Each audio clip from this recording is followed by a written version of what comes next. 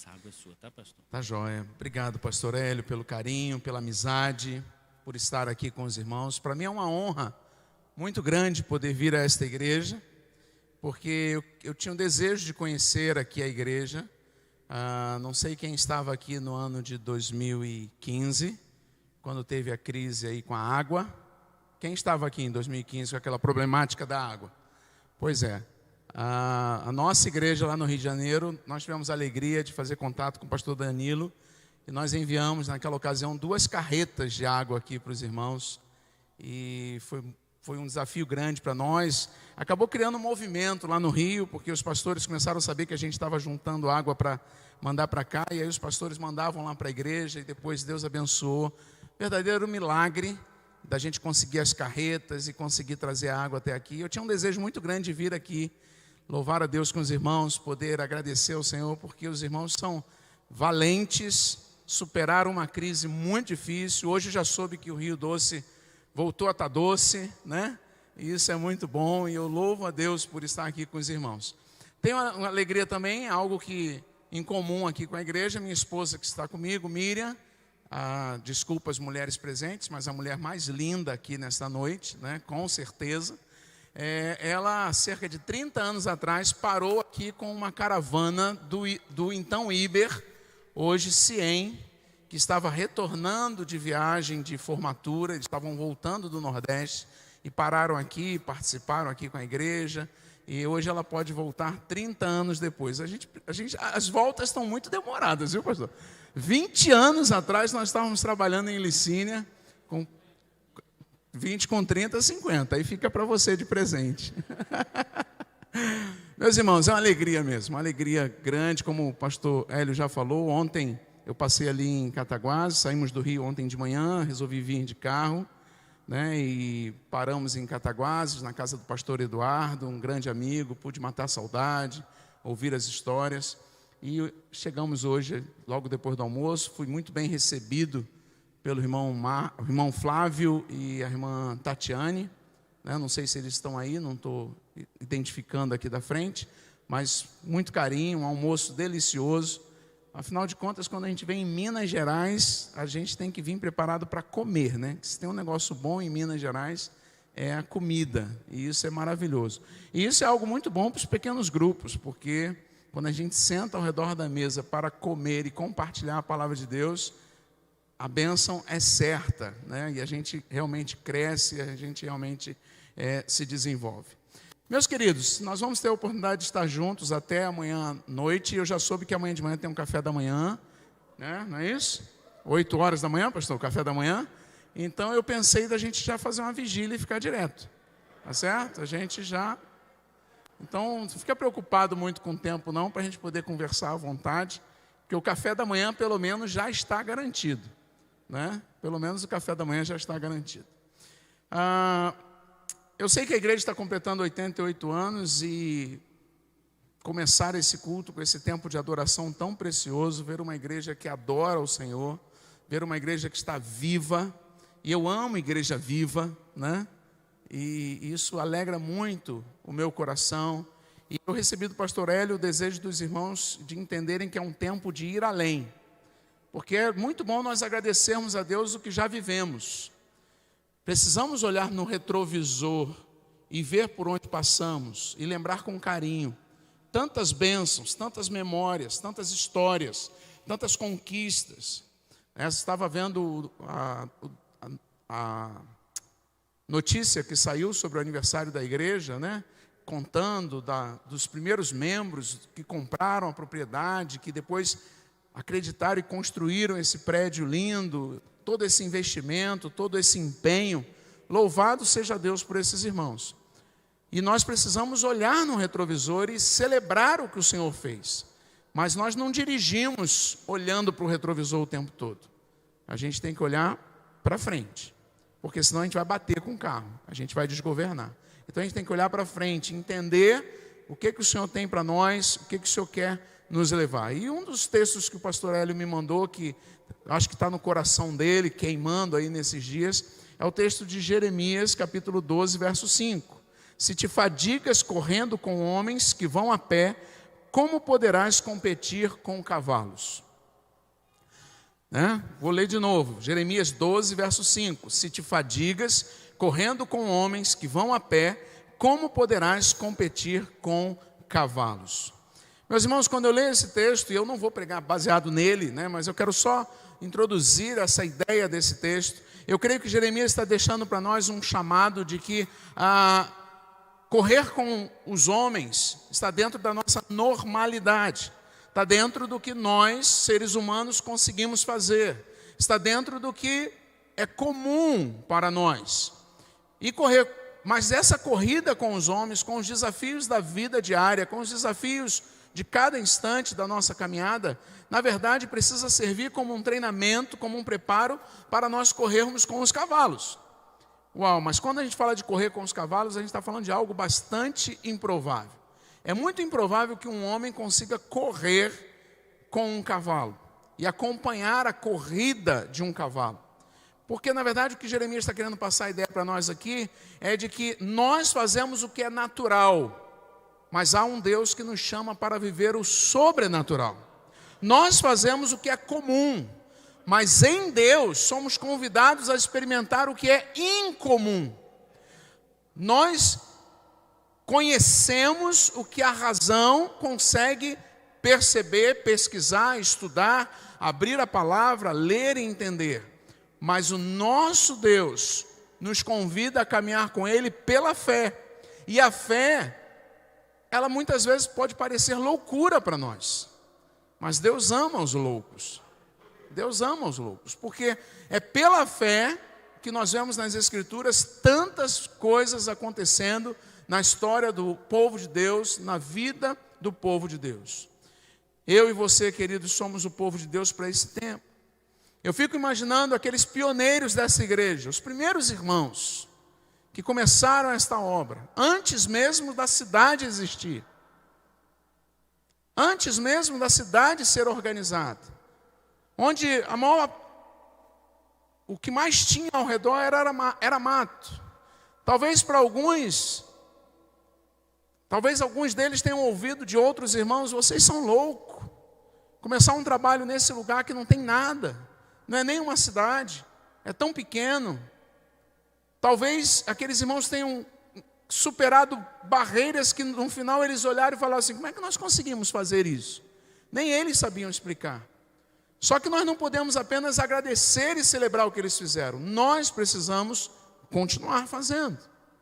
Os desafios hoje são outros, o tempo é outro, as necessidades são outras, e nós precisamos entender aquilo que Deus tem para o nosso coração. Eu vou estar conversando com os irmãos hoje à noite, amanhã pela manhã e amanhã à noite. E Deus colocou no meu coração eu trabalhar uma pequena sequência, onde hoje eu quero conversar um pouquinho sobre visão, sobre qual é o chamado de Deus para nós, o que Deus tem para a nossa vida.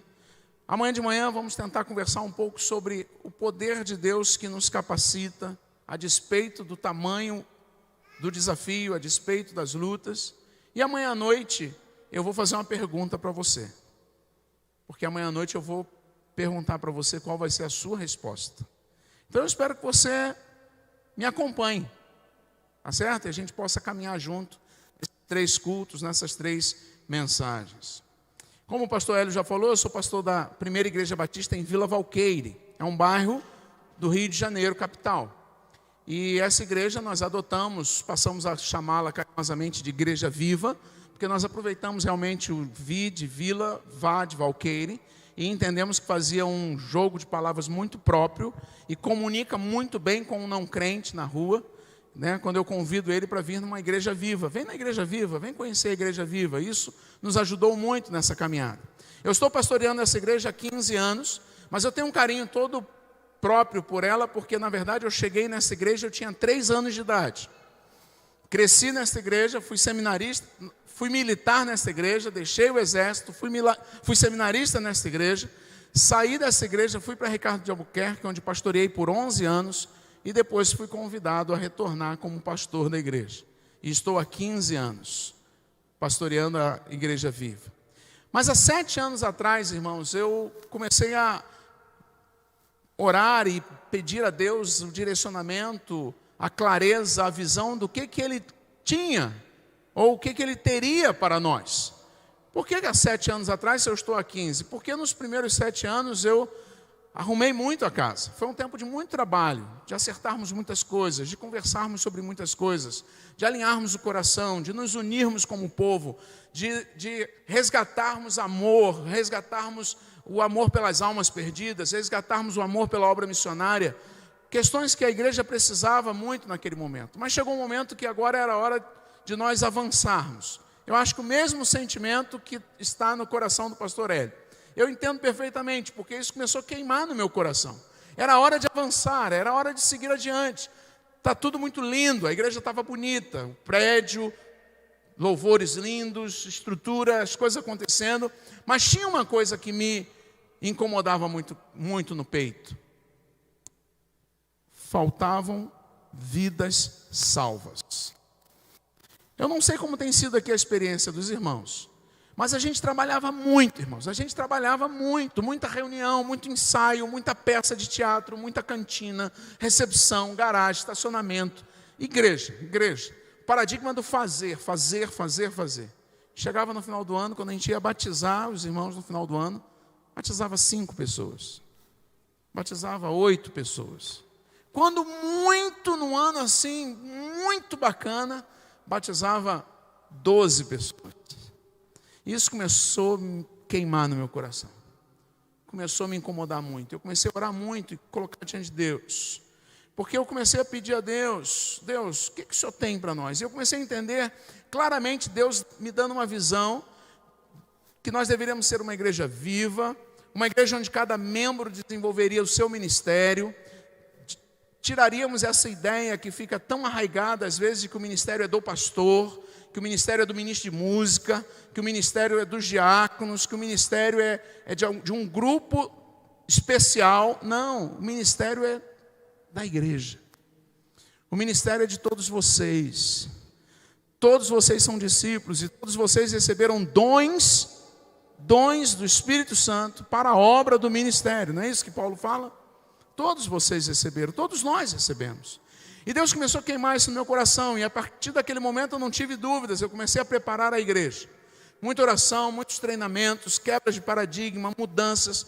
Deus me presenteou com uma parceria linda, que foi a parceria com a Igreja Central de Belo Horizonte, onde inclusive eu me reencontrei com o pastor Hélio lá em alguns eventos. Naquela época, quando eu estava vivendo isso, a nossa denominação ainda não tinha o projeto de igreja multiplicadora, ainda não existia na nossa denominação o projeto. E eu comecei a aprender com a Igreja Central e ser abençoado, ser ajudado. E implantamos as células. Comecei há 7 anos atrás com 8 células. Hoje, com a graça de Deus, fruto dessa visão, desse direcionamento, Deus tem nos dado já 85 células.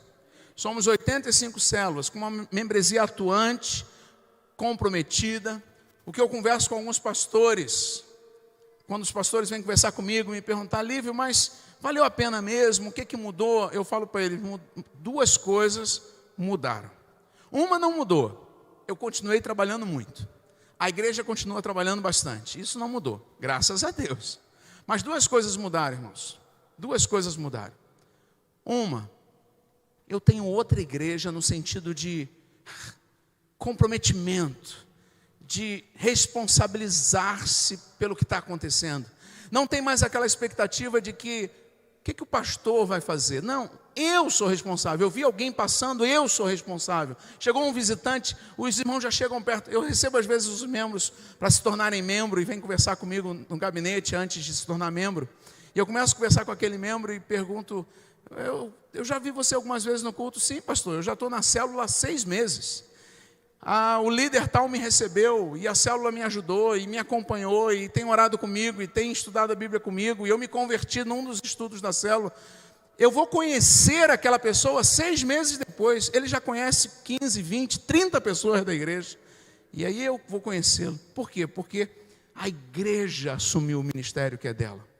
E outra coisa maravilhosa que aconteceu, os batismos, as conversões, as vidas chegando, as pessoas se aproximando. Agora mesmo nós terminamos um projeto chamado Casa de Paz, em que a gente estrutura a igreja toda através das células em duplas. E cada dupla busca um filho da paz. O que é um filho da paz? É um amigo não crente. É um vizinho, é um colega de trabalho, é um parente. E nós conseguimos, durante 5 semanas, ministrar estudo bíblico individualizado para 130 pessoas não crentes. E dessas, aproximadamente 40 entregaram a vida a Jesus no mês passado agora. Então, meus irmãos, buscar compreender qual é a vontade de Deus para a nossa existência, para a nossa igreja, é extremamente importante. Buscar compreender e entender que Deus tem uma visão clara, primeiro para a sua vida, como um discípulo de Jesus. Mas o Senhor tem uma visão clara para esta igreja. E aí, irmãos, com muito carinho eu quero dizer, essa visão o Senhor vai entregar ao pastor que Ele deu a esta igreja. E quando Deus entregar essa visão ao pastor e Deus compartilhar essa visão, Deus vai fazendo um trabalho que conjuga todas as coisas, porque Deus não é um Deus de confusão, Deus é um Deus que move a sua igreja numa direção. E ao mesmo tempo que Deus começa a falar com o seu pastor, com o pastor da igreja, que é quem tem o cajado, e quem tem que levantar o cajado e dizer: povo, é por aqui que Deus está dizendo para nós irmos. Ao mesmo tempo que Deus faz isso como igreja, Deus faz isso com você, discípulo, que quer entender a visão e a direção de Deus para a sua vida. E você começa a entender também o seu chamado, a sua participação, o seu envolvimento. Uma visão para a vida como indivíduo e uma visão para a igreja, muito especial. Por isso o meu tema nessa noite, que eu quero falar com você é: seja obediente à visão de Deus. Seja obediente à visão de Deus. Vou convidar você a abrir a sua Bíblia no livro de Atos, capítulo 26, para você ler comigo, por favor.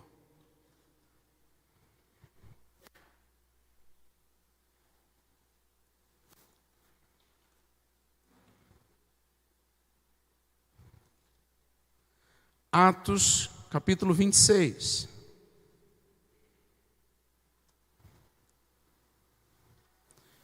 Quero ler do verso 1 ao verso 23. Acompanhe comigo, mesmo assentado, mas acompanhe a leitura desse texto. Então Agripa disse a Paulo: você tem permissão para falar em sua defesa. A seguir, Paulo fez sinal com a mão e começou a sua defesa. Rei Agripa, considero-me feliz por poder estar hoje em tua presença para fazer a minha defesa contra todas as acusações dos judeus. E especialmente porque estás bem familiarizado com todos os costumes e controvérsias deles. Portanto, peço que me ouças pacientemente.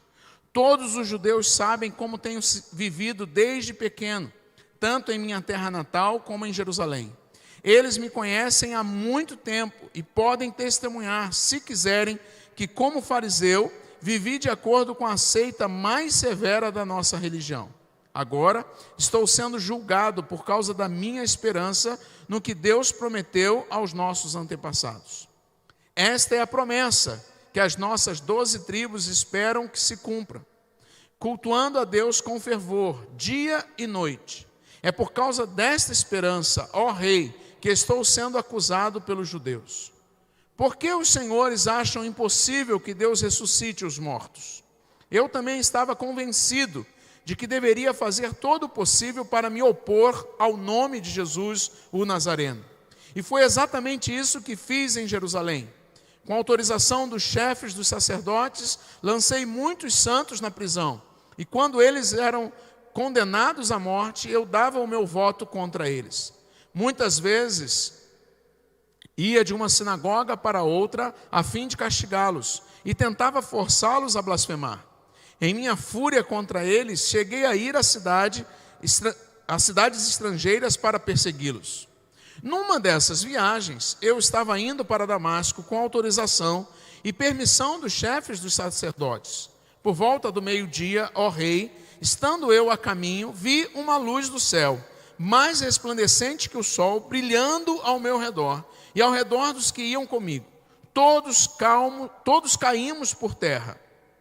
Então ouvi uma voz que me dizia em aramaico: Saulo, Saulo, por que você está me perseguindo? Resistir ao aguilhão só lhe trará dor. Então perguntei: quem és tu, Senhor? Respondeu o Senhor: sou Jesus, a quem você está perseguindo. Agora levante-se, fique em pé. Eu lhe apareci para constituí-lo servo e testemunha do que você viu a meu respeito e do que lhe mostrarei. Eu o livrarei do seu próprio povo e dos gentios, aos quais eu o envio, para abrir-lhes os olhos e convertê-los das trevas para a luz e do poder de Satanás para Deus, a fim de que recebam o perdão dos pecados e herança entre os que são santificados pela fé em mim. Verso 19, preste bem atenção. Assim, rei Agripa, não fui desobediente à visão celestial.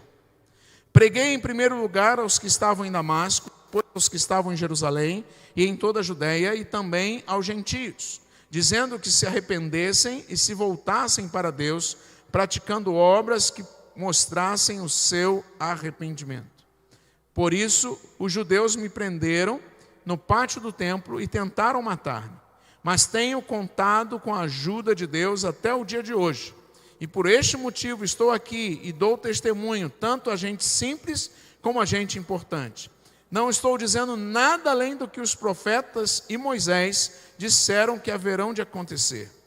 Que o Cristo haveria de sofrer e, sendo o primeiro a ressuscitar dentre os mortos, proclamaria luz para o seu próprio povo e para os gentios. Amém, queridos? Todos nós temos, de alguma forma, uma inquietação no coração. Eu acredito que com você não seja diferente. Sabermos qual é a vontade de Deus para a nossa vida. Qual é a vontade de Deus? O que Ele quer para mim? E aí, trazendo para o âmbito de igreja, é uma pergunta que muitas vezes paira sobre nós como família local, igreja local. Qual é a vontade de Deus para a nossa igreja? Como ser igreja neste tempo? E aí eu poderia usar a experiência de Paulo para trazer uma mensagem sobre o Cristo que protege e cuida de sua igreja. Porque isso nós sabemos bem, e Jesus faz isso aqui com Saulo, que era um perseguidor ferrenho. E é Jesus que para a perseguição, trazendo o coração de Saulo para ele próprio. Mas hoje eu quero falar diferente, eu quero falar da resposta que Saulo deu, da atitude que Paulo, transformado, assumiu, e de como ele caminhou. Os Guinness, autor do livro O Chamado, ele diz o seguinte: se não houver quem chame, não haverá chamado, apenas trabalho. É interessante a gente pensar nisso. Trabalho sem sentido, trabalho sem uma razão por trás do trabalho. Trabalho que não é ancorado numa visão. E a falta de visão, querido, faz você desistir de correr. Não falamos de correr com os homens e para conseguirmos correr com os cavalos? Se eu não sei por que eu tenho que correr, para que eu vou correr? Por isso, não corremos com os homens e muito menos com os cavalos. E acabamos ficando meio que paralisados e acabamos ficando um tanto quanto deslocados, até mesmo como igreja nesta geração.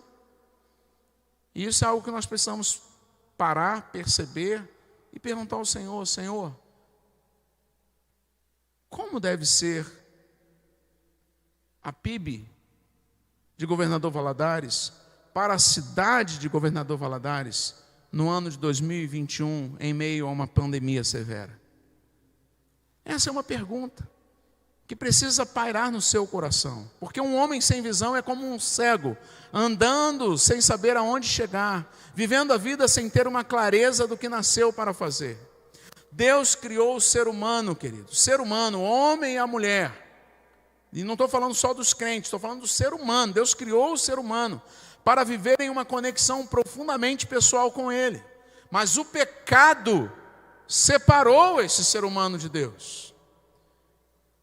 O pecado separou o homem, a mulher, da glória de Deus. E por causa disso nós passamos a viver desconectados com Deus. Mas quando nós entendemos que é possível um relacionamento com Deus, por meio de Jesus, dentro do relacionamento de Deus com o ser humano, Deus é aquele que chama e o homem é aquele que é chamado. O chamado de Deus para os crentes é um chamado que aponta para o Cristo. E um chamado para que todo crente seja um instrumento do reino de Deus neste mundo. Porque o mundo jaz no maligno. Mas quem vai dar referência a quem não está em Cristo, de como é estar em Cristo, é a igreja. A igreja é que precisa, em Cristo, viver o chamado de Deus neste mundo. Visão, querido, é uma percepção de quem você nasceu para ser e fazer à luz da vontade de Deus. É viver o presente comprometido com o amanhã. O propósito das nossas vidas nos encoraja. É como um sinalizador no meio da tempestade. No meio de uma tempestade, que você não está vendo quase nada, você vê lá uma luzinha piscando. Então as coisas às vezes estão meio confusas, às vezes estão meio difíceis, mas é para lá que a gente está indo. E como é importante a gente ter essa visão clara. E como é importante quando a igreja compreende uma visão e abraça essa visão junto com o seu pastor, com a sua liderança. Porque algo lindo começa a acontecer, mesmo que em alguns momentos fique meio confuso, porque é um tempo de aprendizado, de treinamento, de experiência, mas a luz está piscando lá e a gente não se perde, porque a gente sabe para onde está indo. E a tempestade passa, e os dias de calmaria voltam e as coisas avançam. Seja obediente à visão de Deus. A mensagem de Jesus na Galileia sempre foi e é chegado o reino de Deus, você sabe disso. No Pai Nosso, Jesus falou disso. E essa visão do reino de Deus chegado no mundo que jaz no maligno, em que o maligno domina, em que o maligno destrói vidas, em que o maligno está brincando com as famílias, destruindo a juventude, destruindo os casamentos, é neste mundo que o reino de Deus precisa ser estabelecido. É neste mundo que o reino de Deus precisa ser plantado. A cosmovisão do mundo tem reduzido o viver, o trabalhar, a uma mera carreira, a uma corrida sem propósito, às vezes só focada em ganhar, em fazer, mas e daí? Tanto nosso trabalho quanto nossa vida possuem pouco significado ou nenhum significado se estiver desconexo com o propósito de Deus para as nossas vidas. E pior que isso, irmãos, infelizmente, e ouçam as minhas palavras com carinho, até porque eu preparei com muito carinho aqui para compartilhar com os irmãos coisas que foram muito importantes para a nossa igreja. E quero compartilhar com os irmãos. Infelizmente, isso se reflete nas nossas igrejas. A gente faz muita coisa, a gente fica exaurido. A gente tem acompanhado aí igrejas aflitas, porque a pandemia pegou de surpresa, não sabe o que faz, como organiza, como muda, como estrutura, e bate um cansaço, uma aflição, uma angústia, e no fundo a gente não sabe responder por que eu estava fazendo o que eu estava fazendo. Vemos nossa atuação na igreja como mais um trabalho, e não como parte da visão de Deus para nós. Hoje essa igreja está celebrando uma história linda, 88 anos, conquistas. Muitos não conseguiram, infelizmente, perseverar e dar continuidade ao trabalho nessa jornada de 88 anos. Muitos abandonaram a liderança, muitos abandonaram a caminhada, muitos abandonaram até mesmo a fé. Outros chegaram até aqui. Louvado seja o Senhor por isso. Mas e agora? Quem vai segurar a chama? Quem vai segurar o fogo de Deus que chegou até aqui, para levar as gerações vindouras até que Cristo volte? Quem é que vai seguir adiante? Quem é que vai alcançar o vizinho? Seja obediente à visão de Deus.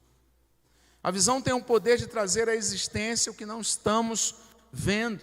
Porque a visão, ela começa a ser alimentada pela fé. E a fé é a certeza das coisas que não existem. Mas quando eu vejo e eu creio, eu avanço naquela direção. Mesmo que o natural, a corrida com os homens, ouse dizer que eles são impossíveis, todo ser humano que compreende o que nasceu para ser e fazer é como um garimpeiro que encontrou uma mina de ouro. E se ele se aprofundar nesse relacionamento com Deus, ele vai descobrir riquezas inimagináveis. O reino de Deus é chegado, irmãos. Mas João Batista alertou que o reino de Deus é tomado à força. Você lembra disso? Por que ele diz isso? Porque ele está dizendo que o reino de Deus é uma batalha. É um novo território a cada dia. É uma casa a cada dia. Quer ver um exemplo? Quando a igreja perde a sua visão de reino e o seu papel, acontece como aconteceu, por exemplo, na Europa. A Europa foi berço do cristianismo, mandou o cristianismo para nós, e hoje a Europa é campo missionário. Por quê? Porque os pais não discipularam seus filhos, que não discipularam seus filhos. E hoje, a terceira geração pós-cristã é fortemente uma geração formada de ateus, secularistas. Porque a igreja, por mais que amemos, igreja não se mantém pela sua história. Igreja é como o povo de Israel no deserto, tem que recolher o maná todo dia de manhã. Todo dia de manhã tem que recolher o maná. Você, meu irmão, talvez já tenha sido um grande evangelista, um grande pregador, um homem de oração, mas por algum motivo você foi deixando, você foi esfriando, você desanimou, você teve algum conflito, você teve algum desentendimento, você teve um cansaço, talvez uma doença, talvez um imprevisto no trabalho. E aí você fica lembrando saudosamente o tempo que você ganhava almas para Jesus. Mas eu quero dizer para você que hoje é dia de você voltar a ganhar almas para Jesus. Hoje é dia. Você está vivo. Você está... Eu amo estar em célula, nos pequenos grupos, porque devolveu plenamente a responsabilidade. Porque antigamente, eu não sei se acontece aqui, viu, pastor? Eu acho que não, porque o povo aqui é um povo carinhoso, mas meu povo lá era linha dura comigo, né? Quando chegava no final do ano e a gente não tinha muito batismo, ficava aquele zumzinho assim. O que está acontecendo? Pastor não está conseguindo, pastor prega, faz apelo, não tem quase ninguém, né? Hoje, inverteu o processo, pastor. Hoje sou eu que viro para os líderes de célula e falo assim: quantos você vai batizar da sua célula? Porque é uma festa linda, a gente vai para o batismo, sempre o líder de célula está do meu lado para batizar as pessoas da célula dele comigo. A busca pelo reino é de fato uma batalha. Um território sendo ocupado a cada dia, um lugar onde o reino de Deus está em operação somente pela fidelidade concedida pelo Espírito. Isso significa que os homens e mulheres que buscam modificar suas vidas e sociedade pelo reino devem ser cristãos robustos. E aí eu quero voltar ao texto que eu acabei de ler de Atos 26. Vamos dar uma olhadinha aqui, quero ser simples. Estou fazendo um panorama geral e quero entrar aqui agora nesse texto. No verso 19, que eu frisei, em Atos 26, Paulo diz para o rei Agripa, naquele momento que ele está sendo levado para Roma como prisioneiro, e ele para prestar depoimento ao rei Agripa, e ele diz: rei Agripa, não fui desobediente à visão celestial. Paulo está preso, sendo julgado por pregar o evangelho. Em sua defesa, ele destaca que foi obediente. Não? Quer trocar? Se precisar, a gente troca. Troca? Esse aqui?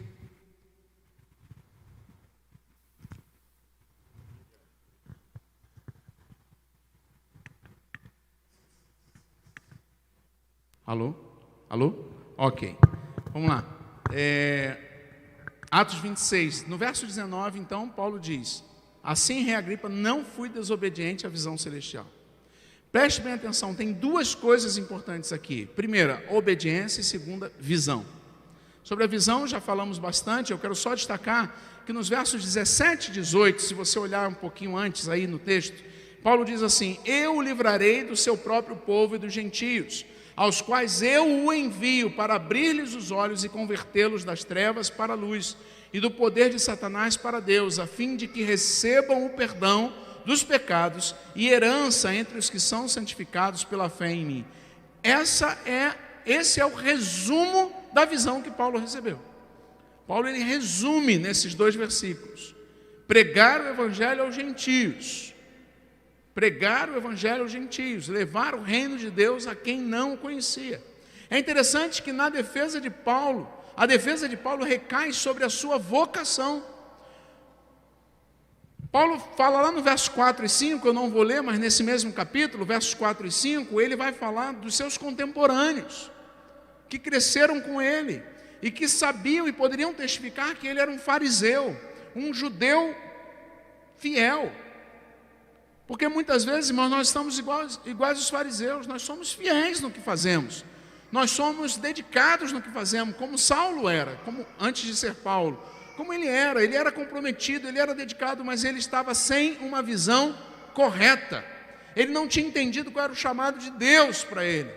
Quando ele entendeu o chamado, apesar dele ter vivido pelos padrões da seita mais severa, algo mais forte mudou o seu eixo de fé. Algo mais forte fez com que ele mudasse de posicionamento.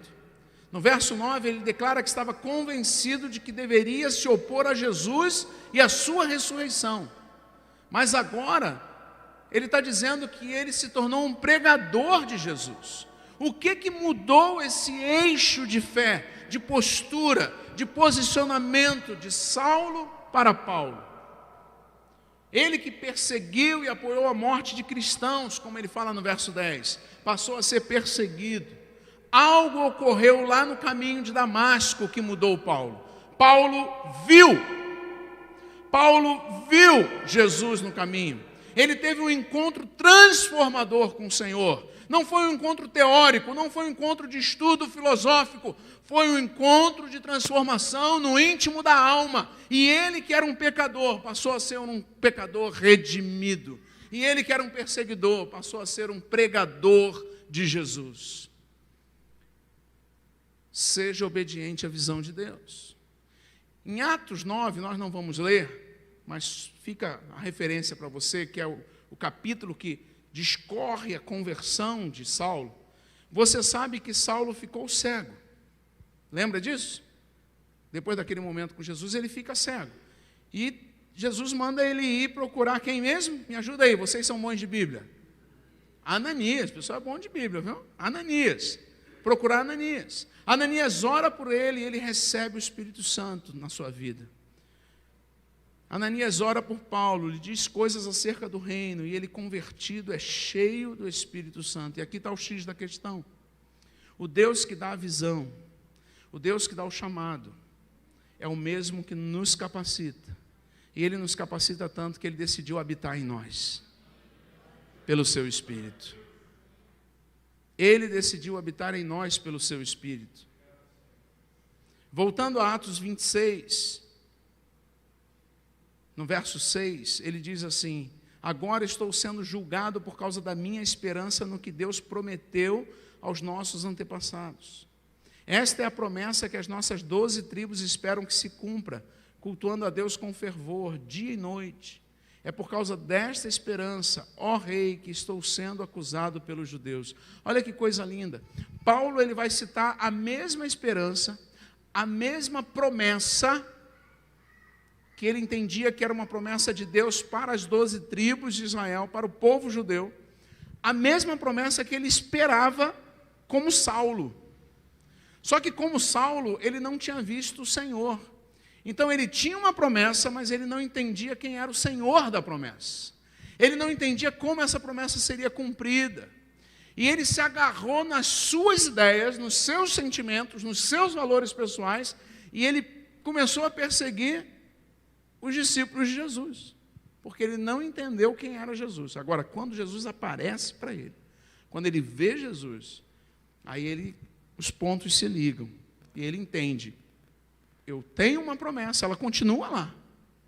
Eu tenho uma esperança baseada nessa promessa. Eu tenho um Deus que garante cumpri-la. Mas isso vai acontecer por causa de Jesus, que morreu na cruz do Calvário, para nos dar a condição. Eu separei um pouquinho isso aqui, irmãos, porque isso aqui tem um pouco a ver com essa transição, para a gente caminhar como igreja, buscando algumas mudanças, implantando os grupos pequenos, mudando alguns paradigmas. Às vezes a gente vai ficar um pouco aflito, porque a gente acha que a gente está jogando fora o que a gente creu a vida toda. Não. Está tudo aqui. É a mesma Bíblia, é a mesma verdade, é a mesma doutrina, é a mesma coisa, está tudo aqui. Mas, quando a gente entende que agora é um tempo que a gente pode ser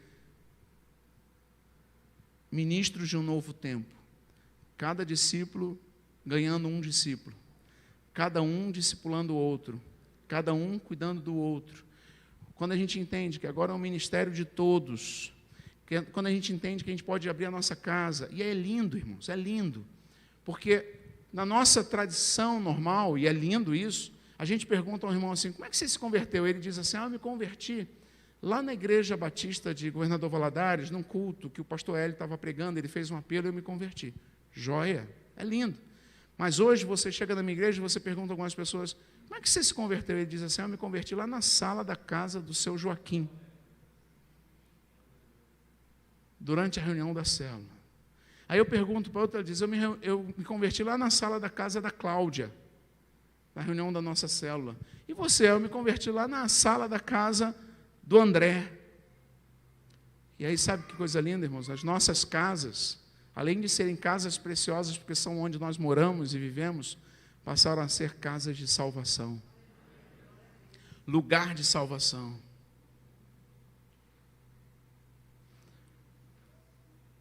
Seja obediente à visão de Deus.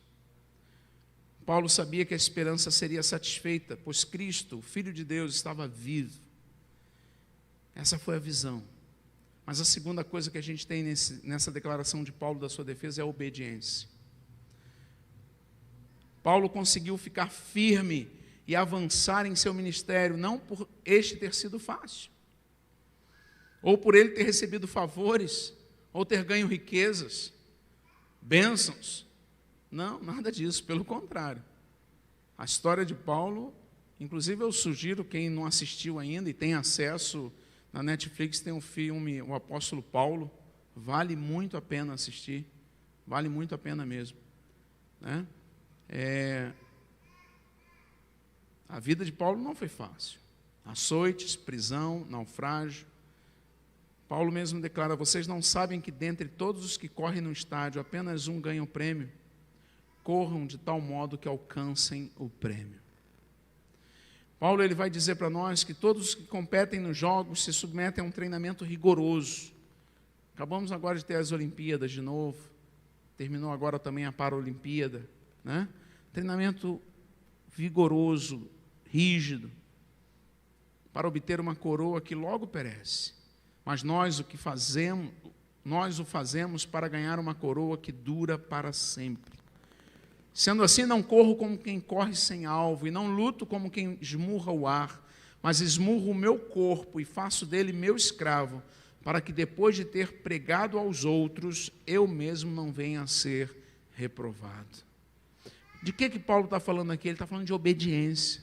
Ele está falando de compromisso com uma visão em que ele esmurrava a si próprio para ser disciplinado em cumprir a visão, em cumprir o chamado. Não corra, querido, sem alvo. O chamado que Paulo teve é o mesmo que é feito a mim e a você. Paulo testemunha sua obediência ao chamado de Deus, assim como os discípulos presos afirmaram, não podemos deixar de falar o que temos visto e ouvido. Da mesma forma, eu e você não podemos deixar de falar do que temos visto e ouvido da parte de Deus. O tempo agora é nosso, o tempo agora é meu, o tempo agora é seu. O chamado de Deus aos crentes é um chamado que aponta para Cristo, e um chamado para que todo crente seja um instrumento do reino de Deus no mundo. Por isso, Você precisa entender qual a razão da sua vida e da sua existência.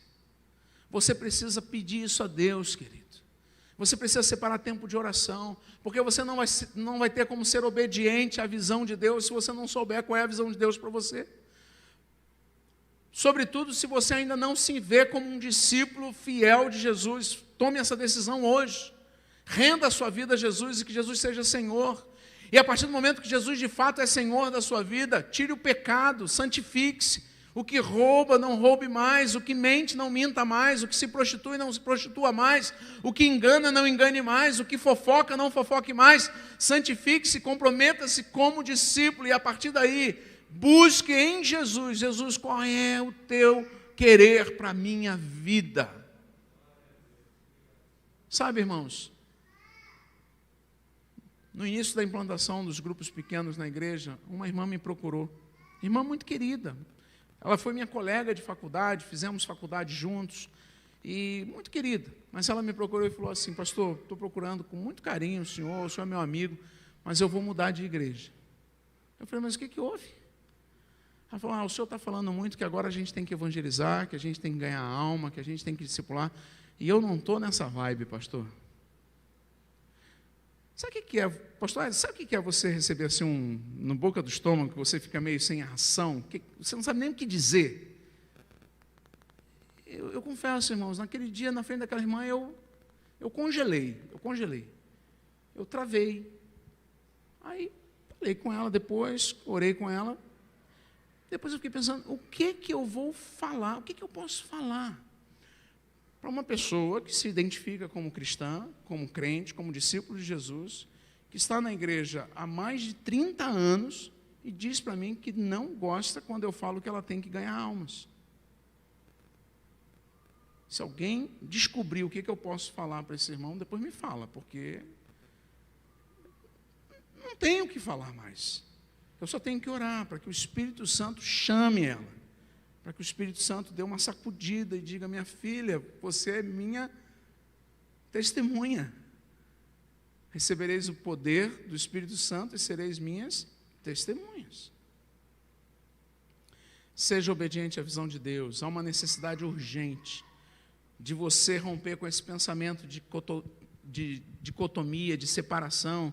Você, durante a semana, você é o profissional, é o professor, é o médico, é o trabalhador. Aí, domingo, você é o crente na igreja. Aí você espera que o pastor tenha algo bom para você. E você espera que o pastor ganhe alma na hora do apelo. Não, querido. É tempo de mudança. Tempo de mudança. O chamado de Deus não é fragmentado, ele é holístico, integrado, abrangente. Todos vocês, todos nós somos chamados por Deus para estarmos em Deus, vivermos em Deus, não importando o local, o tipo de trabalho. Você precisa entender que sua vida, em todo o tempo, precisa ser um manifestar de um discípulo de Jesus, onde você estiver. Ele é Senhor da história e da eternidade, Ele está vivo e presente, tanto na esfera espiritual quanto na material. Ele é meu e seu Senhor. Todo cristão deve reconhecer o significado de sua própria vida e trabalho, os quais Deus projetou para ser parte integrante do corpo, e sem os quais o corpo fica incompleto. A PIB de Governador Valadares não é PIB de Governador Valadares só nesse prédio aos domingos, querido. Ela é PIB de Governador Valadares espalhada nesta cidade durante a semana. Ela é a igreja do Senhor espalhada nessa cidade, nas escolas, nas faculdades. O poder da visão não se manifesta quando todos nós entendemos que vivemos... o poder da visão se manifesta quando todos nós entendemos que vivemos por algo maior. Vivemos por Deus e para Deus. Até mesmo o nosso trabalho na igreja ganha um novo significado. Porque quando eu estou na cantina fazendo um lanche, eu não estou fazendo um lanche só para levantar um dinheiro, porque vai ter uma programação. Eu estou fazendo um lanche porque vai chegar um visitante não crente, ele vai ser bem atendido, e ele vai comer um lanche gostoso, ele vai se sentir em casa, e ele vai estar com o coração mais leve para ouvir a pregação, e ele vai aceitar Jesus. Quando eu estou na recepção não é só porque tem que botar ordem e não deixar a criançada sair, não. Eu estou na recepção porque eu sou o primeiro, talvez, que vai dar um sorriso para um não crente que passa e que chega. o trabalho se ressignifica, porque todos somos discípulos que fazem discípulos. Todos. Seja obediente à visão de Deus. Avançar, como eu sei que é um desejo dos irmãos, não se trata de forçar a vontade de uma pessoa sobre as outras, mas sim de conduzir pelo caminho, de acordo com a visão do reino de Deus, como Cristo nos conduziu até aqui, superando toda resistência que possa existir contra nós. E eu quero terminar, querido. Ansiamos, todos nós, por propósito. Ninguém tem tempo a perder. Ninguém investe a vida, os recursos, por algo que não tenha valor e significado. Mas eu quero dizer para você que o maior significado que nós podemos investir na nossa vida é no privilégio de estabelecermos o reino de Deus neste mundo. Qualquer que seja o trabalho de nossa vida, ele deve ser compreendido em meio ao plano de Deus. Se você é mecânico de um automóvel, se você trabalha na lavoura, se você está numa loja, se você é um advogado, se você é um médico, se você é uma dona de casa, se você está arrumando uma casa, em todo o tempo você está estabelecendo o reino de Deus. E isso é lindo do grupo pequeno, porque você já estabelece o reino de Deus, você já convida para caminhar com você, você já começa a amar, você já começa a cuidar, e essa pessoa começa a ser igreja com você, antes mesmo dela conhecer a sua igreja e instituição. Porque primeiro você ganha a pessoa para você, com a sua vida, com o seu serviço, com o seu testemunho. Depois você ganha essa pessoa para Jesus, depois você ganha essa pessoa para a sua célula, e depois você ganha para a sua igreja. Coisa linda. E eu termino essa noite, então, com a frase que eu repeti várias vezes. Eu vou convidar você a repetir comigo. Seja obediente à visão de Deus. Vamos falar juntos? Seja obediente à visão de Deus. Eu gostaria de orar por você nessa noite, querido. Mesmo sentado como você está, eu queria orar por você. Você quer entender qual é a vontade de Deus para a sua vida? Francis Schaeffer, um grande escritor cristão, ele diz que uma pessoa é como uma pedrinha que, lançada num lago, produz ondas. E essas ondas adentram a eternidade. Sabe, querido, há uma coisa mais preciosa do que ir para o céu. Não sei se você sabia disso. A coisa mais preciosa do que ir para o céu é ir para o céu levando alguém com você. É quando você chegar lá na eternidade, de repente, claro que é uma figura, né? Por favor, entenda a figura que eu quero passar. Alguém bate no seu ombro assim e diz: você é a Marcela? Sou. A Marcela leva um susto. Sou a Marcela. E aí a pessoa diz: pois é, eu ouvi você cantando lá em Governador Valadares, e essa música me fez procurar por Jesus, e eu fui salvo, e hoje eu estou aqui na eternidade. Você é o André? Sou o André. Pois é, eu fui lá na sua loja comprar um material um dia, e eu estava tenso, e você me deu uma palavra, e você falou que ia orar por mim, e você até me disse um versículo bíblico, eu saí dali, esse versículo ficou martelando na minha cabeça, e eu cheguei em casa, peguei uma Bíblia que tinha lá, fui dar uma olhada e fui me aproximando de Deus, e eu fui salvo, e hoje eu estou na eternidade por sua causa, André. Seja obediente à visão de Deus. Pai, em nome de Jesus, eu quero lhe agradecer por essa noite, pelo privilégio de estar aqui com os meus irmãos, pelo seu amor, o seu cuidado, a sua fidelidade na nossa vida, pela maneira tão preciosa como o Senhor nos ama e como o Senhor nos chama a estarmos envolvidos com a Tua obra, a estarmos envolvidos com o Teu querer, a vivermos neste mundo para a glória do Teu nome. Senhor, ajuda-nos a estabelecer o Teu reino por onde nós passarmos, em cada loja, em cada faculdade, em cada escritório, em cada lavoura, em cada rua, em cada vizinhança, que o Teu reino seja estabelecido. Ó Deus, que essa igreja possa se multiplicar a 10 por 1, que essa igreja possa avançar com graça, sabedoria, a unção do Teu Espírito, o poder do Teu Espírito, e caminhando na dependência do Senhor, essa igreja junto com o seu pastor, discernindo a Tua visão, o Teu querer, a Tua vontade, unida, possa avançar e frutificar para a glória do Teu nome. Completa, Senhor, a Tua obra em nossos corações. Se há alguém aqui nessa noite, Pai, que ainda não entendeu o propósito da sua existência, que possa ser aclarado em sua mente nesta noite. Espírito Santo, que o Senhor fale conosco, que o Senhor nos incomode e que a gente tenha coragem e fé de darmos passos vigorosos na direção do que o Senhor tem preparado para nós. É o que eu te suplico, Pai, em nome de Jesus. Amém. Amém.